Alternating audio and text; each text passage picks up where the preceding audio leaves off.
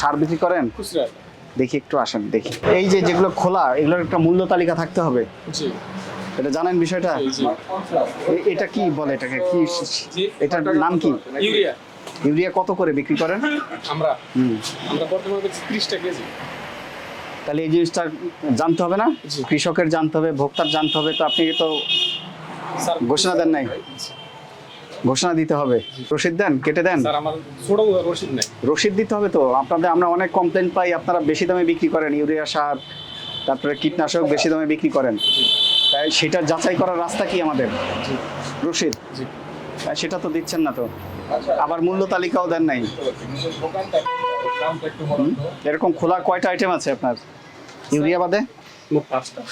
তাহলে অনেকগুলো। এই 5টা আইটেমের নাম লিখবেন, জি প্রতি কেজি কত দাম জি ঘোষণা দিতে হবে। এটা ঠিক আছে, এটা আপনার দায়িত্ব বিক্রেতা হিসাবে। জি। আর লাইসেন্স করেন নাই কোনটার? স্যার আমার কিতে লাইসেন্স আছে। আর এই সারের? স্যার এটা আমাদের বিসিআইসি 3টা ওয়ার্ড মিলাইয়া ঠিক আছে একটা লাইসেন্স হয়, তো সেটা আমাদের ইউনিয়ন পরিষদে একটা আছে 6 নম্বরে। আর এটা স্যার খুচরা। মেয়াদ উত্তীর্ণ হয়ে গেলে কোথায় রাখেন জিনিসপত্র? স্যার আমি যথেষ্ট পরিমাণ চেষ্টা করি, ডেট এক্সপায়ার যেগুলো থাকে সেগুলো আমার দোকানের বাইরে এবং কোম্পানিকে আমি এক্সপায়ার যেগুলো সেগুলো বিস্তারিত করে দিই। মানে আমাদের এখানে কোনো ডেট এক্সপায়ার ঠিক আছে, এখানে রাখলেও একটা ঘোষণা দিয়ে দিবেন। ঠিক আছে ভাই, থ্যাংক ইউ। দেখি আমরা একটু মেয়াদ উত্তীর্ণ পণ্য। সরকারি রেট হলো 24 টাকা। আপনি তো নিজেই স্বীকার করলেন আপনি 30 টাকা বিক্রি করেন। জি তো অপরাধ হয়েছে। স্যার আমি কেউ কি বলেছে আপনাকে বেশি দামে বিক্রি করতে? না, না। সরকার নির্ধারিত দামের বেশি? স্যার এক কেজি আমার 2-3 টাকা থাকে বিক্রি করলে। আপনার না পোষালে আপনি বিক্রি করবেন না। আপনি তো বেশি দামে বিক্রি করার সুযোগ নাই তো। দুইটা কাজ করবেন, মূল্য তালিকা জানাবেন জি আর রসিদও দিবেন, তাহলে আপনার আর সুযোগ নাই। ওই যে লাল রসিদ থাকে হ্যাঁ। সরকারি। মূল্য তালিকা টানাবেন। সরকার নির্ধারিত দাম 24 টাকা, আপনি বিক্রি করেন 30 টাকা, 6 টাকা বেশি। এটা কৃষকের যায় টাকাটা। জি জি এই যে ইউরিয়া হচ্ছে আপনি বিক্রি করবেন 27 টাকা। জি। আর নাই 15 ভাগ 10 স্যার 1510 টাকা প্রতি বস্তা কিনা পড়ে। প্রতি কেজি কত পড়লো? ভাগ 50 30 টাকা 20 পয়সা। এটা কিভাবে স্যার সম্ভব? আপনি 30 টাকা 20 আপনি পয়সা আপনি 30 30 টাকা বিক্রি করেন আপনি কিভাবে? স্যার বলেন। এই জন্য আমি সবকিছু দেখে রাখছি, এই যে যার দোকানতে আনছি যে ডেট আছে স্যার।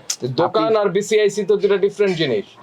আপনারা তো নিজেদের মধ্যে যদি ব্যবসা করেন সেক্ষেত্রে তো দাম বাড়বেই। জি জি। তাই তো করছে। আপনি বিসিআইসি থেকে তো নেন নাই, আর আমাদের উপজেলা আছে এটা আরেক ব্যক্তির কাছ থেকে কিনেছেন। আপনি থার্ড পার্টির কাছ থেকে কিনছেন। সার দেয় না স্যার, এই জন্য যে মূল্য দেবে কিনা।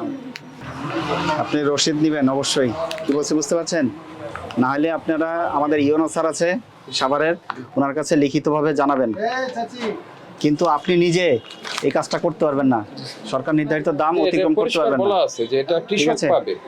আর আপনার কথার কোনো প্রমাণ নাই কোনো। এই শুনেন, কে আপনার কাছ থেকে বেশি দামে সার বিক্রি করেছে, সব কে তথ্য আপনার দিন। কাছে, এটা হোয়াটসঅ্যাপ নাম্বার, এখানে তথ্য দিবেন তার। কে আপনাকে দাম, দিচ্ছে কোন সব ঠিকানা? নাম ঠিকানা সব দিয়ে দেবেন আমাদের।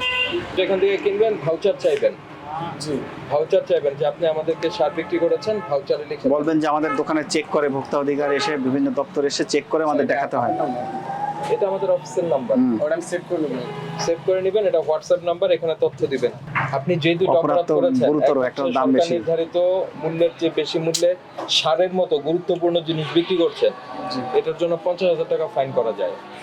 আপনি মূল্য তালিকা দিচ্ছেন না, এটার জন্য 50,000 টাকা ফাইন করা যায়। আপনার এই দোকানে যদি আমি এখন 1 লক্ষ টাকা ফাইন করি, তার অবস্থাটা কি হবে? আপনার ছোট একটা দোকান, আপনি জনগুরুত্বপূর্ণ প্রোডাক্ট নিয়ে কাজ করছেন, তো আপনাকে সতর্ক থাকতে হবে। আপনার কাছ থেকে এটা কৃষকরা নিয়ে যায়, হ্যাঁ, তো আপনাকে 5,000 টাকা ফাইন করছি।